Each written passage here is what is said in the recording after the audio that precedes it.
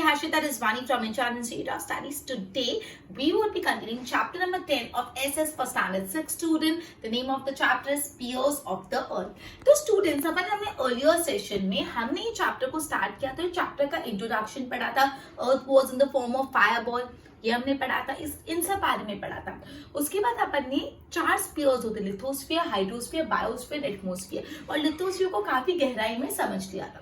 आज अपन पिकअप करने वाले टॉपिक जो अपनी पढ़ाई का है वो है हाइड्रोस्फीयर. ठीक है, नाम से आपको पता चलता है हाइड्रो मींस वाटर, मतलब the sphere that covers water content, water area, right. तो ठीक है, तो अपना टॉपिक ऑफ स्टडी है अभी हाइड्रोस्फीयर. चलो पढ़ते हैं टेक्स्ट बुक में से और इंपॉर्टेंट पॉइंट्स ध्यान में रखते जाते हैं. The proportion of water area is more than more on the Earth than land area. ये अपन सबको शायद से पता है कि अर्थ को ब्लू प्लैनेट बोला जाता है. क्यों? क्योंकि अर्थ में पानी ज्यादा है कंपेयर टू लैंड. अर्थ के अंदर वाटर ज्यादा है, वाटर सरफेस ज्यादा है कंपेयर टू लैंड. ठीक है, area of the earth surface occupied by water is called hydrosphere. मतलब वो एरिया ऑफ द अर्थ जो पानी से ऑक्यूपाइड है उसको बोलते हैं हाइड्रोस्फीयर. सो हाइड्रोस्फीयर, पहले तो अपन ने ये पढ़ा कि भाई अर्थ के अंदर वाटर जो है वो ज्यादा है कंपेयर टू लैंड. उसके बाद अपन ने हाइड्रोस्फीयर की डेफिनेशन पढ़ी कि वो area of the earth which is occupied by water, वो एरिया ऑफ द अर्थ जो वाटर से ऑक्यूपाइड है उसको हम लोग बोलते हैं हाइड्रोस्फीयर. कितना परसेंट हाइड्रोस्फीयर है? 71%. लिथोस्फीयर कितना परसेंट है? 29%. हाइड्रोस्फीयर अर्थ सरफेस का कितना पोर्शन कवर करता है? 71%. ठीक है, this area of the earth surface is so vast that continuous continent appear as an island. Part of the earth having huge water mass are known as ocean. मतलब अर्थ का वो हिस्सा जहाँ पे बहुत बड़ा बड़ा वाटर मास होता है, ह्यूज वाटर मास, बड़े बड़े वाटर के मास होते हैं, इकट्ठे होते हैं, उसको बोलते हैं ओशन. तो अगेन ओशन की एक और डेफिनेशन यहाँ से हमको मिल गई कि जो पार्ट ऑफ द अर्थ जहाँ पे बहुत ह्यूज वाटर कंटेंट होता है, ह्यूज वाटर मास एक साथ होता है, उसको बोलते हैं ओशन. सो ओशन की डेफिनेशन है part of earth that have huge water mass. वो पार्ट ऑफ द अर्थ जहाँ पे बहुत ज्यादा वाटर मास होता है उसको बोलते हैं ocean, right. They are respectively well known as the Pacific Ocean. अब कौन कौन से ओशन है student? Pacific Ocean, Atlantic Ocean, Indian Ocean and Arctic Ocean. So कौन कौन से ओशन है? Pacific, Atlantic, Indian Ocean and Arctic Ocean. Okay, तो आपको ओशंस के नाम भी 1 मार्क में पूछ सकते हैं. Oceans on the earth are very deep and huge. 10 to 11 kilometre deep valleys are there in the bottom. मतलब आप समझो ओशन के अंदर भी गहरी वैलीज है, ओशन के अंदर भी 10 से 11 किलोमीटर डीप वैलीज है. अलग अलग लैंडफॉर्म्स फाइंड किए जाते हैं. 97% of earth water is found in the ocean. मतलब जितना भी अर्थ में पानी है ना, 97% पानी ओशन में, और ये जो पानी है वो खारा है, सलाइन है, क्योंकि ओशन वाटर कैसा होता है? सॉल्टी होता है. तो जितना भी वाटर कंटेंट अर्थ पे उसका 97% पानी तो ओशन में ही है, and that water is saline.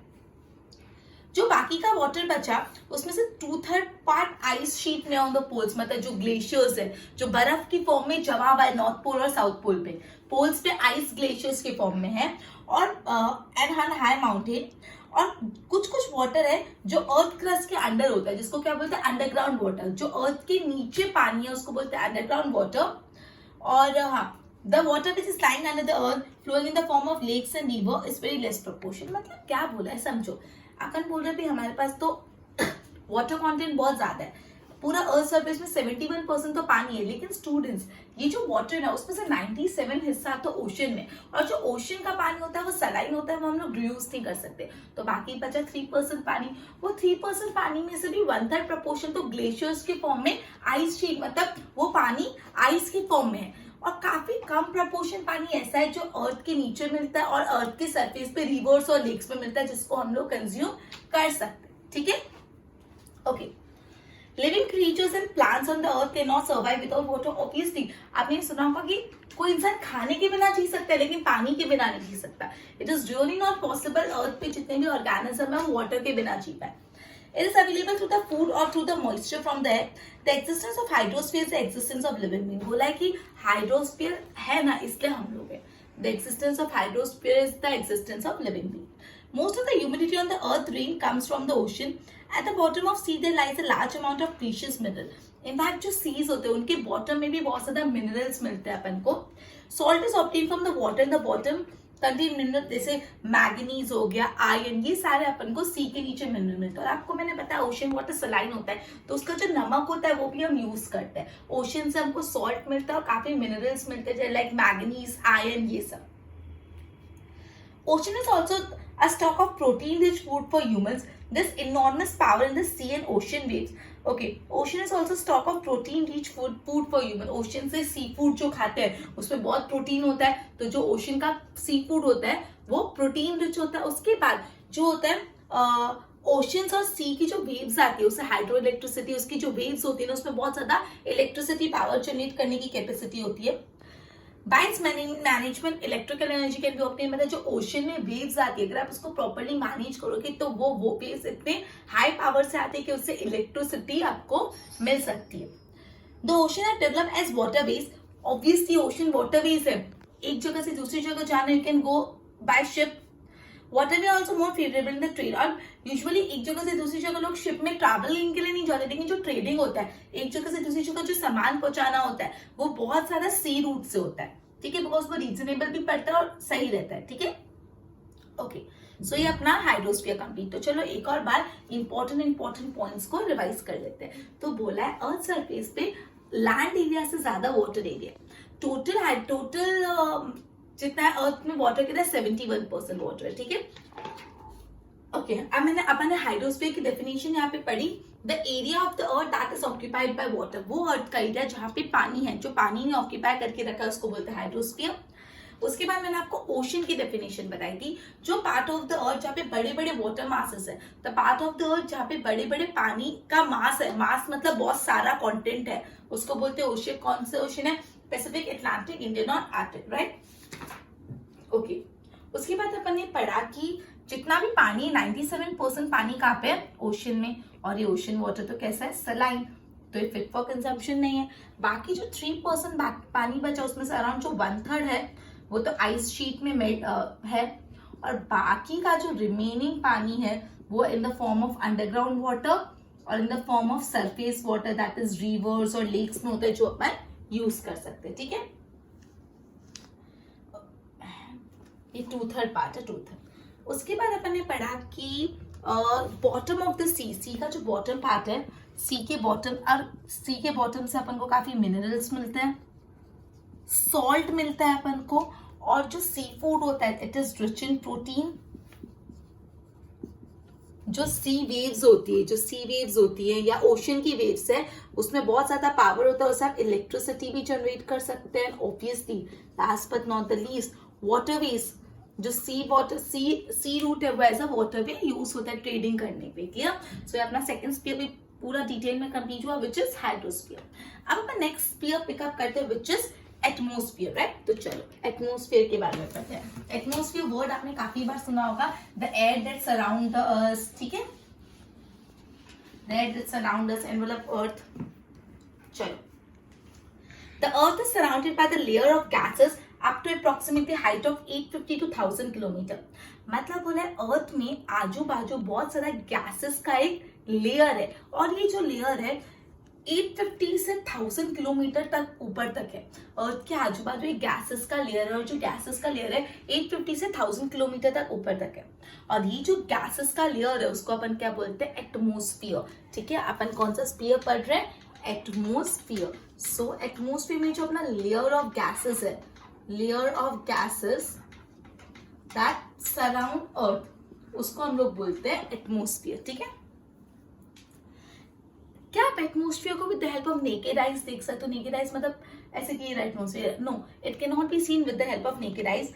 Various gases, अब एटमोस्फियर में अलग अलग गैसेस होते हैं, उसमें वाटर वेपर होते हैं, डस्ट पार्टिकल्स होते हैं, सॉल्ट पार्टिकल होते हैं, एस्ट्रॉइड के पार्टिकल्स होते हैं, और इवन कुछ माइक्रो ऑर्गेनिज्म, इंसेक्ट भी प्रेजेंट होते हैं। सो अगर आपको पूछे कि एटमोस्फियर में क्या क्या होता है, तो एटमोस्फियर में गैसेस होती है, तो अपन को पता है मेजरली, लेकिन एटमोस्फियर में वाटर वेपर भी होते हैं, डस्ट पार्टिकल्स भी होते हैं, सैंड पार्टिकल्स, सॉल्ट पार्टिकल्स भी होते हैं, एस्ट्रॉइड्स के कुछ पार्टिकल्स होते हैं, कुछ micro organism in the form of insects भी होते हैं, ठीक है। Okay, atmosphere is colourless, odorless and tasteless, मतलब एटमोस्फियर का कोई कलर नहीं होता, कोई स्मेल नहीं होती, ओडोर नहीं होता और ना कोई टेस्ट होता है. सो ओडोर मतलब क्या होता है, फ्रेग्रेंस है तो स्मेल. ठीक है, ओके. सो एटमोस्फियर कलरलेस, ओडोरलेस. आप एटमोस्फियर का कलर देख रहे हो, रेड ब्लू ग्रीन, नहीं ना, उसको मतलब उसका फ्रेग्रेंस है, उसका स्मेल कर सकते हो, नहीं तो ओडोर नहीं होता. टेस्टलेस मतलब आप उसको चख के नहीं देख सकते ये कैसा है. So simple. Okay, atmosphere comprises of, atmosphere में सॉलिड, लिक्विड और गैसेस तीनों पार्टिकल्स होते हैं. Major gases in the atmosphere, अभी अपन पढ़े ना गैसेस होती है. सो कौन सी मेजर गैसेस होती है, nitrogen, oxygen, carbon dioxide, argon, ozone. So अगर आपको ऐसे पूछे कि एटमोस्फियर में मेजरली कौन कौन से गैसेस है, तो oxygen, nitrogen, carbon dioxide, argon. ठीक है, okay. The atmosphere near the earth surface, जो एटमोस्फियर अर्थ सरफेस के बाजू में वो डेंस होता है. जैसे ऊपर जाते जाओगे एटमोस्फियर पतला होता जाएगा. इसलिए आपको पता है जब आप हिमालय में ऊपर जाते हो तो ऑक्सीजन की प्रॉब्लम होती है, बिकॉज वहाँ पे ऑक्सीजन नहीं होता. एटमोस्फियर बहुत डेंस नहीं होता, बहुत कम डेंस होता है, इसलिए लोग ऑक्सीजन सिलेंडर्स कैरी करते हैं. तो अर्थ सरफेस पे जो होता है वहाँ पे एटमोस्फियर बहुत डेंस होता है. तो अगर आपको पूछे atmosphere is dense near the earth surface, true और फॉल्स, तो क्या लिखोगे, ट्रू. चलो, अब तक आपको रेशियो भी पता है, आज तक आप बचपन से पढ़ रहे हो. नाइट्रोजन कितना होता है टोटल एटमोस्फियर में, 78.03% नाइट्रोजन होता है. उसके बाद आता है ऑक्सीजन, कितना होता है 20.99% अराउंड. फिर आर्गन गैस आती है जो होता है 0.94%. फिर आता है कार्बन डाइऑक्साइड जो है 0.03%. और फिर है अदर गैसेस जो है 0.01%. तो स्टूडेंट्स ये आपको लर्न करके रखना है कितना परसेंटेज क्या है. Nitrogen 78.03, oxygen 20.99, argon 0.94, sorry carbon dioxide 0.03, other 0.01. तो ये आपको लर्न करना है. ठीक है. As we go about the Earth's surface, ratio of the most of the gases decreases. मैंने आपको बोला जैसे आप ऊपर जाते जाओगे तो गैसेस का रेशियो कम होता जाएगा. Since carbon dioxide heavy gas होता है, it is denser in the lower strata of the earth and decreases in the above strata. अब कार्बन डाइऑक्साइड गैस है ना बहुत हैवी होता है, इसलिए जो कार्बन डाइऑक्साइड का कंटेंट है ना, जो अर्थ का लोअर स्ट्रेटा वहां पे ज्यादा होता है, ऊपर कम हो जाता है हायर स्ट्रेटा में. The presence of carbon dioxide after the height of 20 kilometre, oxygen after the height of 110 kilometre and nitrogen after the height of 130 kilometre is seen decreasing. मतलब बोला है जैसे 20 किलोमीटर ऊपर तक कार्बन डाइऑक्साइड का content कम होने लगता है, 110 किलोमीटर के बाद ऑक्सीजन का कंटेंट कम होने लगता है, 130 किलोमीटर के बाद नाइट्रोजन का कंटेंट कम होने लगता है. एट हायर एल्टीट्यूड सिर्फ लाइटर गैसेस, हायर एल्टीट्यूड पे जो बहुत हल्की गैसेस होती है जैसे हाइड्रोजन और हीलियम, यही फाइंड की जाती है. ठीक है, ओके, समझ आया. तो यहाँ पे क्या बोला है कि जैसे आप अर्थ में ऊपर ऊपर जाओगे तो क्या होगा, सारी गैसेस का प्रपोर्शन कम हो जाता है. स्पेशल जो कार्बन डाइऑक्साइड गैस होती है बहुत लाइटर होती है, इसलिए वो कार्बन डाइऑक्साइड गैस हैवी होती है. हैवी होने के कारण वो लोअर स्ट्रेटा में होती है लेकिन अपर स्ट्रेटा में नहीं होती. और आपको ना पर्टिकुलरली पता है कि जो कार्बन डाइऑक्साइड है ना 20 किलोमीटर तक होती है, उसके बाद कम होती है. ऑक्सीजन 110 किलोमीटर के बाद कम होती है और नाइट्रोजन 130 किलोमीटर के बाद. और जो हाइड्रोजन और हीलियम है ना बहुत हल्की गैसेस होती है, इसलिए वो ऊपर फाइंड हो जाते हैं. तो आपको ऐसा पूछ सकते हैं कौन सी गैसेस लाइटर होती है और वो अपर स्टेट ऑफ द अर्थ में फाइंड की जाती है. So it is hydrogen and helium. Clear हो रहा है. चलो, अब अपन ना ओजोन के बारे में पढ़ते हैं. ओजोन बहुत कम मात्रा में अपन देख सकते हैं कि ओके, ओजोन बहुत कम प्रपोर्शन में द गैस एब्सॉर्ब. अभी ओजोन का इंपॉर्टेंस पढ़ते हैं. चलो, अब ओजोन क्या होता है, जो सन की अल्ट्रावायलेट रेज आती है, अल्ट्रावायलेट मतलब हार्मफुल रेज आती है, वो रेज से ह्यूमन बीइंग को या लिविंग ऑर्गेनिज्म को कौन प्रोटेक्ट करता है, ओजोन गैस. ओजोन गैस से हार्मफुल रेज को रोकती है और अपने तक नहीं पहुंचने देती, वरना अपनी स्किन कैंसर और ये सारी चीजें हो जाए. सो ओजोन गैस बहुत इंपॉर्टेंट. और आपको पता है सब बोल रहे कि ओजोन गैस में होल हो रहा है, ओजोन लेयर में होल होगा तो हार्मफुल अल्ट्रावायलेट रेज आएंगे, ह्यूमन बीइंग को लिविंग ऑर्गेनिज्म को डैमेज होगा. सो ओजोन गैस बहुत कम प्रपोर्शन में, और ये गैस अल्ट्रावायलेट रेज जो होती है वो एब्सॉर्ब कर लेती है और अर्थ को प्रोटेक्ट करती है from the excessive heat of sun. ठीक है. सो ये जो ओजोन गैस है वो क्या करती है, वो जो यूवी रेज होती है, यूवी मतलब अल्ट्रावायलेट रेज को वो एब्सॉर्ब कर देती है एंड अपने प्लैनेट को बचा के रखती है, प्रोटेक्ट करती है from excessive heat. Excessive heat से अपने प्लैनेट को रोकती है। तो अगर आपसे पूछे which gas absorb the ultraviolet rays and protect the planet from the excessive heat, तो कौन सा? Ozone gas. Very good. This gas mostly prevent the open ground. अभी गैस है ना कब ज्यादातर फाइंड होती है? एक ओपन ग्राउंड में यूजुअली फाइंड होती है इन द अर्ली मॉर्निंग। सुबह सुबह कोई ओपन ग्राउंड में जाओगे ना तो वहां पे ओजोन गैस का प्रपोर्शन बहुत ज्यादा होता है। In the same way stretches more in the air around the sea shore, और सी शोर में ज्यादा होता है, ठीक है। That is why people go for morning walk in such places because ozone एक हेल्दी गैस होती है, ठीक है। सो आपको बोले क्यों लोग है ना मॉर्निंग वॉक पे कोई ओपन एरिया में या सी शोर क्या जाते हैं, क्योंकि उस टाइम पे बहुत ज्यादा प्रपोर्शन होता है ओजोन का, और ओजोन एक हेल्दी गैस होती है। तो आपको पूछ सकते हैं कि जो ओजोन गैस है कहाँ ज्यादा फाइंड की जाती है और कब? तो पहला बात, ओजोन गैस ओपन ग्राउंड में बहुत ज्यादा फाइंड की जाती है ड्यूरिंग अर्ली मॉर्निंग। सुबह सुबह कोई ओपन ग्राउंड में अगर आप जाओगे ना तो बहुत ज्यादा ओजोन गैस होगी, और ओजोन गैस आपके लिए बहुत अच्छी है। उसके बाद ये जो ओजोन गैस होती है ना वो सी शोर के यहाँ पे भी फाइंड की जाती है, ठीक है। इसलिए लोग वॉक पे वहां पे जाते हैं। ओके देखो यहाँ पे लिखा है why do mountaineers carry oxygen bottle by climbing a mountain. मैंने आपको बताया ना जो माउंटेन चढ़ते हैं ना तो पीछे ऑक्सीजन की बोतल लेके चढ़ते हैं। क्यों? क्योंकि मैंने आपको बताया माउंटेन ऑब्वियसली हायर एल्टीट्यूड्स पे होते हैं, तो क्या होता है ऊपर जाते जाते ऑक्सीजन कम होता जाता है, तो ऑक्सीजन ही नहीं मिलेगा तो सर्वाइव कर पाओगे क्या? सांस लेने के लिए ऑक्सीजन तो चाहिए, लेकिन ऊपर ऑक्सीजन कम होता है, इसलिए वो ऑक्सीजन सिलेंडर में से अपने अंदर ऑक्सीजन को डालते हैं और सर्वाइव करते हैं। समझा? सो इस सवाल का जवाब क्लियर हो गया, मैंने पहले ही दे दिया था। माउंटेनियर्स जो होते हैं, माउंटेनियर्स मतलब जो माउंटेन क्लाइंबिंग करते हैं, वो साथ में अपना ऑक्सीजन का सिलेंडर रखते हैं। क्यों? क्योंकि मैंने आपको बताया जैसे हायर एल्टीट्यूड में जाते हैं तो गैसेस की मात्रा कम हो जाती है, ऑक्सीजन कम हो जाता है। 110 किलोमीटर के बाद ऑक्सीजन कम हो जाता है, इसलिए ऑक्सीजन सिलेंडर के द्वारा ऑक्सीजन अंदर बॉडी में डाली जाती है। Due to the various particles in the atmosphere, sunlight is seen spreading on the earth. It does not become dark or bright suddenly. आपको पता है ऐसा तो नहीं होता अचानक से अंधेरा होकर अचानक से उजाला, धीरे धीरे अंधेरा होता है, धीरे धीरे उजाला होता है। Sky color of dawn before sunrise and dusk after sunset because of sky colors of dawn before sunrise. जैसे सूर्योदय होने वाला होता है उसके जस्ट पहले जो स्काई का कलर होता है और सूर्यास्त के बाद जो स्काई का कलर होता है वो होता है बिकॉज ऑफ डस्ट पार्टिकल्स। तो आपको पूछे कि जो कलर ऑफ द स्काई होता है डॉन के टाइम बिफोर सनराइज और डस्ट के टाइम आफ्टर सनसेट, वो किस वजह से होता है? Because of various dust particles, ठीक है। The rays are reflected to the dust particles and we can see sunlight, मतलब ये डस्ट पार्टिकल्स के थ्रू रेज रिफ्लेक्ट होते हुए हम लाइट को देख पाते हैं, ठीक है। एटमोस्फियर है ना, okay just a minute, okay उसके बाद जो एटमोस्फियर है उसके कारण हम एक दूसरे की आवाज सुन पा रहे हैं ना, वो एटमोस्फियर के कारण। अगर एटमोस्फियर तो अपन क्या बोल रहे हैं आपको सुनाई नहीं देता, ठीक है। सो साउंड भी किस कारण आती है? Because of atmosphere. The waves of sound and light are reflected in the atmosphere. जो साउंड वेव्स होती है, लाइट वेव्स होती है, वो एटमोस्फियर में रिफ्लेक्ट होती है और अपन सुन पाते हैं, ठीक है।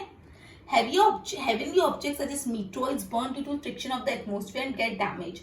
Thus, atmosphere proves a natural shield for the earth. अब क्या होता है जो यूनिवर्स में, आई मीन जो सोलर सिस्टम में जो एस्ट्रॉइड्स होते हैं वो जैसे अर्थ में आते हैं ना तो अर्थ के फ्रिक्शन से वो जल जाते हैं, अर्थ के फ्रिक्शन से वो पूरे जल जाते हैं। और पता है मैंने आपको बताया अपन बोलते टूटता तारा, तो वो टूटता तारा नहीं होता, वो क्या होता है जो मीटियोर्स होते हैं वो मीटियोर्स अर्थ में आके अर्थ के फ्रिक्शन के कारण पूरे जल जाते हैं, ठाक करके नीचे गिरते हैं। और अगर ये बहुत बड़े होते हैं तो काफी बार गड्ढे भी कर जाते हैं, ठीक है, मतलब पूरे क्रेटर्स कर जाता है, आई मीन डिप्रेशन कर जाते हैं, ठीक है। सो ये जो मीटियोर्स होते हैं वो जैसे अर्थ सरफेस में आते हैं अर्थ की फ्रिक्शन के कारण वो जल जाते हैं पूरे के पूरे, और इसलिए अर्थ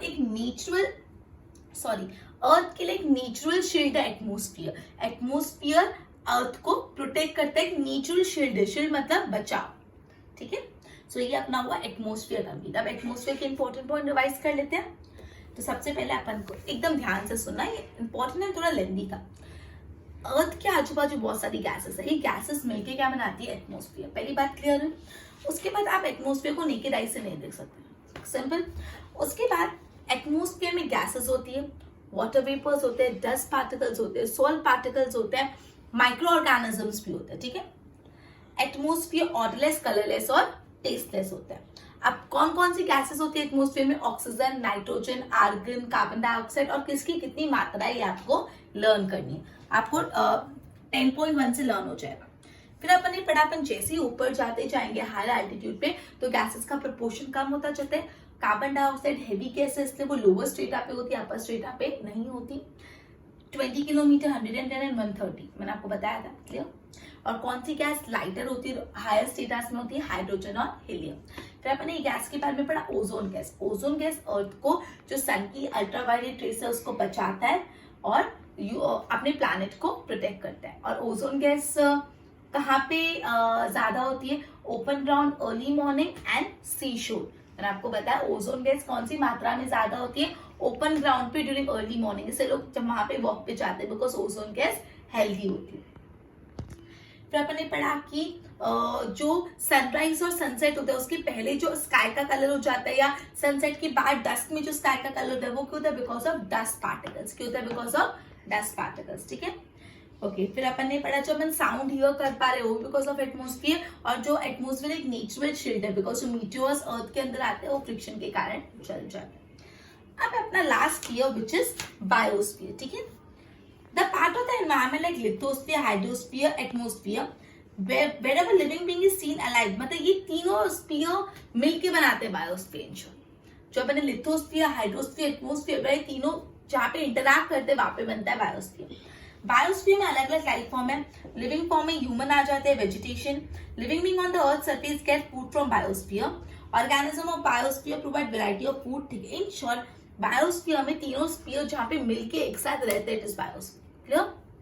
चलो लास्ट टॉपिक, ह्यूमन एक्टिविटीज से क्या असर आ रहा है। So biosphere is mostly in the balance condition, but human disturbance के कारण जो इक्विलिब्रियम है, इक्विलिब्रियम मतलब जो इक्वलिटी है, जो बैलेंस है वो बिगड़ जा रहा है। जो नेचुरल फूड चेन है वो बिगड़ते जा रहा है। अपन को पता है फूड चेन होता है, फूड चेन में से एक भी ऑर्गेनिज्म निकला तो पूरी फूड चेन डिस्टर्ब हो जाती है। सो ये इन सबसे बहुत एनवायरमेंट पे हार्मफुल इफेक्ट आ रहा है, ठीक है। तो अपना चैप्टर कंप्लीट हो गया वाला, chapter number 10 spheres of earth. इसमें पहले इंट्रोडक्शन था, फिर लिथोस्फीयर के बारे में, फिर हाइड्रोस्फीयर, एटमोस्फीयर, फिर बायोस्फीयर, लास्ट में जो ह्यूमन एक्टिविटी है उसका एनवायरमेंट पे impact. Before ending the our video कुछ सवाल पूछूंगी, you need to answer it. अगर आपने सही से आंसर किया तो वेल डन स्टूडेंट्स, और if not you need to review the video जब तक आपके ये पॉइंट्स पक्के नहीं हो जाए। And please it is a humble request to you कि व्हेनेवर आई स्पीक आप पॉज कर करके आप नोट्स बनाते जाओ। It would have a like ट्रेमेंडस impact. जब आप नोट्स बना के जब क्वेश्चन आंसर्स लर्न करोगे तो आई गारंटी कम समय लगेगा, ओके। एंड समझ ऐसा नहीं लगेगा आप रट रहे हो, ऐसा लगेगा दैट हाँ समझ की चीजें हो रही है। So please follow the advice student. चलो सवाल पूछो। ओके सबसे easy, how much percentage of earth surface is covered with hydrosphere. How much percentage of earth surface is covered with hydrosphere, and your time is in 3, 2, 1. It is 71%. Well done students. Next.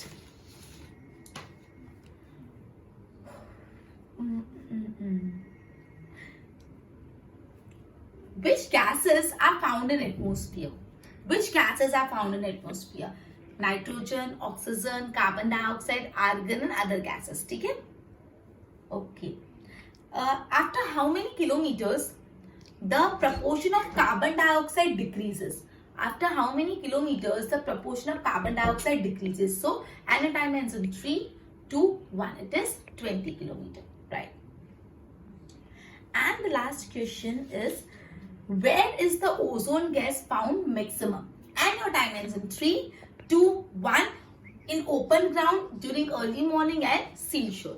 Okay students, well done. I hope आपने सारे answer सही से दिए, नहीं की तो please be honest to yourself and वापस video देखो। सो हम नेक्स्ट सेशन में नेक्स्ट चैप्टर स्टार्ट करेंगे। Till then good bye.